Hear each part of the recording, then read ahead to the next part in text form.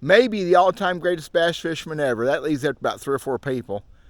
Got away with a lot of stuff over the years. Not always flat out cheating.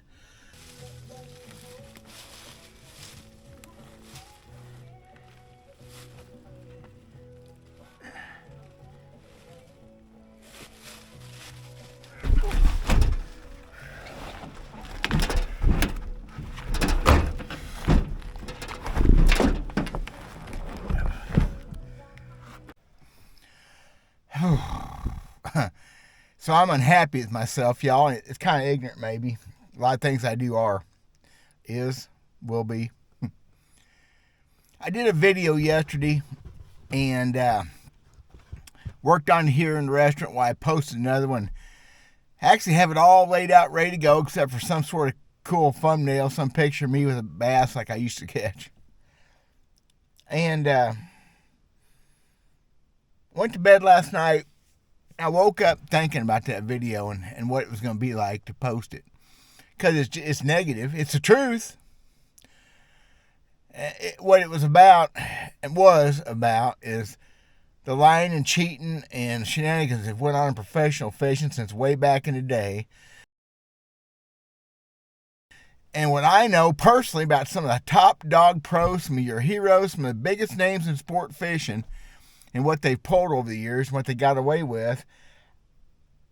And I wasn't going to name names, and I think the whole thing would have just got me in more trouble, and I was willing to get into. And actually, when it comes down to it, I don't care anymore. I don't care about modern professional bass fishing. With technology the way it is and all the crap going on, I don't care. So that video is going to get canned. It's still on my computer. I'll put this video up instead, which I'm making right now. I haven't got done. Now I got extra work to do. Whatever.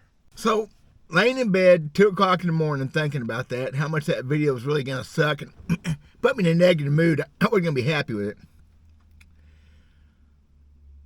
And trying to think about the things we like about fishing, and it took me back to the early days.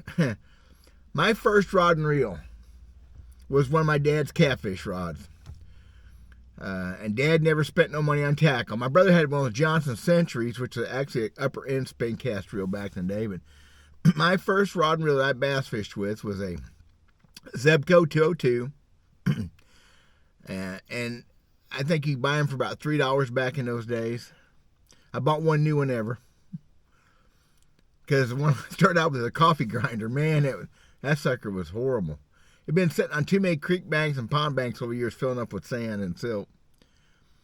And the rod was a 5 foot, I'm pretty sure, solid fiberglass pole with metal guides, a metal reel handle, and a cork grip. Woohoo! And I knew even then, I knew it wasn't much, but truthfully, I didn't care. I just wanted to catch fish. That was my first rod and reel that I caught bass on, trying to fish for bass. Then I snatched from my brother's rod. He had a 5.5 or 6 foot, limber as heck. Matter of fact, it was my first crankbait rod later on. I used it as a crankbait pole. It was limber. And I remember trying to set the hook with that rod. It was also solid fiberglass. It was red, way prettier than white Zebco rods. I remember setting the hook on a plastic worm and yank and trying to get the hook into the fish and not getting them. Throwing a Texas rig in place I need to throw a Texas rig. That's what the magazine said to do. Those 202s, I remember taking my first one apart. They come apart pretty easy and lubing it up and checking it out. And I remember putting the first time I put line on it. There was no interweb to look at.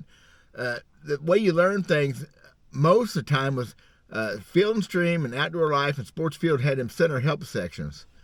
All had that taps, tips. Anyway, I remember learning how to put it on. I put it on horrible, put it on loose. I didn't know about which direction to wind it, and I fought that thing until I figured that out. So it didn't take me a long time. That would have been 1977.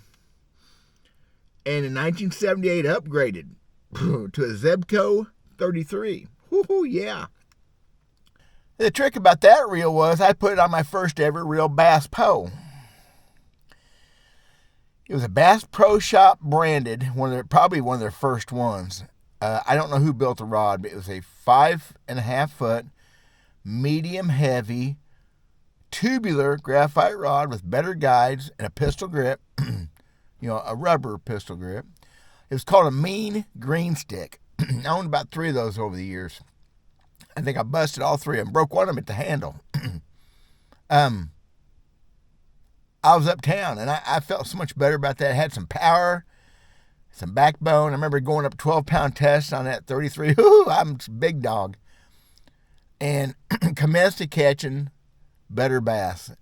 And that, to this day, you can't tell me it's rod and reel means much anything.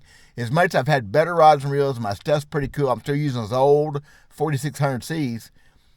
It ain't the rod and reel. But, man, I had some fun with that one. That was a good setup for a beginning bass fisherman. I could chunk a lot of baits on it.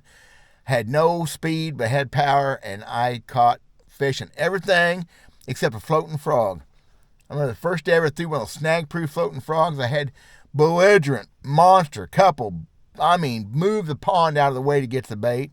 I couldn't get him hooked. I didn't know about sharpening hooks and line stretch, and I'm talking about Volkswagens crashed into that thing, and I didn't get him. But that's what rod and reel I learned to fish plastic worm on, and I think now a 5.6 pistol grip rod fishing a plastic worm. How much leverage did I really have? But it was awesome times because it was all about the bass back in those days.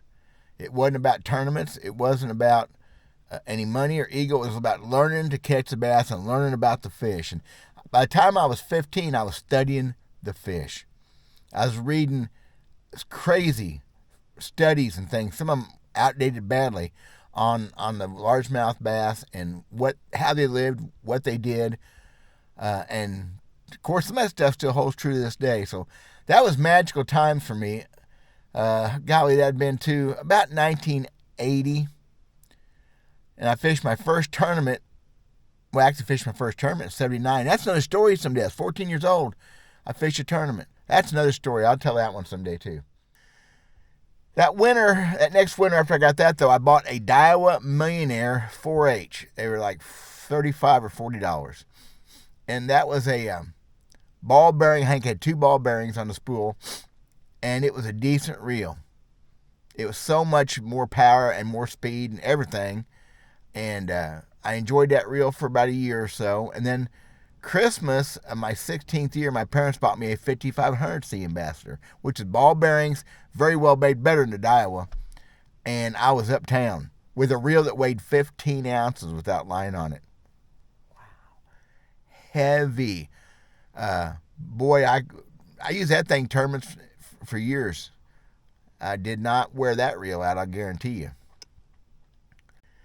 But 1981, I decided I was going to start fishing club tournaments. Now, I could have fished them a year before, but I didn't think I was ready. I thought I needed to know everything. Ended up all the techniques I was trying to learn I didn't need. Most guys I was fishing tournaments with didn't know that stuff anyway. But 1981, and I'd been trap shooting. I'd been working as a trap boy at the local gun club. And you got a 17-year-old kid shooting trap and bass fishing. I bucked a lot of hay and cut a lot of firewood to pay for that. It's way too expensive. I had to make a choice. Obviously, fishing was the choice. So I sold a teacher of mine, a science teacher at school, a shotgun, a Remington 870 I'd been shooting trap with. And I immediately took that money. The very next day, I took that money to the tackle shop. I bought 2 Fenwick graphite rods. They were called Eagles. They weren't the high HMG, but they were still fiberglass poles. I bought 2 of them, and I put 2 4600C Ambassadors on them. I was uptown big time then. I never looked back. But still, at 202 and 033, I caught a lot of bass on them. Pretty good stuff. So I think about all the rods and reels I've owned over the years and how people are spending hundreds and thousands of dollars on equipment now. And how every time I got a new rod and reel back in, I was hog heaven. I was happier than I'd ever been. I felt I was at the epitome of the top of the game. And how I know you don't have to spend that kind of money on tackle. But this, I got to think about this in bed because it's so much more positive in talking about tournaments and cheating and scoundrels over the years and things that people got away with that nobody will ever believe. I'm not going to talk about anymore. except some of your biggest heroes in bass fishing, the stuff that they did and stuff I know they did. Now, I just know minimal. And I felt horrible about that laying in bed last night. How's that? That's just weird. I need to go fish, and I got the winter blahs. I saw the sun coming out. First time all day. I got the winter blahs, and the weather's not looking great for the next several days, couple weeks. Thought about going south for a couple days, but I really can't afford that. I got other things I got to do. So I think that's all. How's that for boring? Just the memories we all have, the cool stuff we remember, the what we got away with, what we lived with, what we put up with. I got one more. My first flipping stick. And that first flipping stick, I put, it was funny. A friend of mine gave it to me. He probably don't remember that. It was a Daiwa Apollo graphite. That was a composite rod, I'm pretty sure. It was heavy, 7.5 foot, 2P. It was back in the day. I still got some. Those rods expanded. They collapsed on each other. Because you put them in rod boxes that way. And I bought a used. I was working in a tackle shop, and I bought a used Ambassador 5000D. It was green. It's a 3-to-1 reel, a direct drive, no drag. I thought, man, if I'm gonna be flipping, I want nothing to give, which I still kind of believe that. And I put 20 or 25 pound strand blue monofilament on it. I was uptown, y'all. My first ever specific for fishing rod, a technique specific they call that nowadays, because you gotta have cool names for everything. And I remember the first bass I ever caught on it was on would have been the summer of 81. I don't remember. It may be 82. Maybe it was that late. It was that late. The summer of 82. I caught my first bass on a live rubber jig I made myself. It's like an Arky jig I still make to this day. Had a Jean LaRue salty frog chunk on. Big old, and the bait was big as my hand. I flipped it and lay down next to a willow tree, and it went thump. I went thump back, and I caught about a 3-pound bass. And it was freaking hooked, and had been hooked on flipping ever since. I don't even know and where do those old rods, where'd all that stuff go to? Like I said, that 33, there's just a box with a 33 laying in it.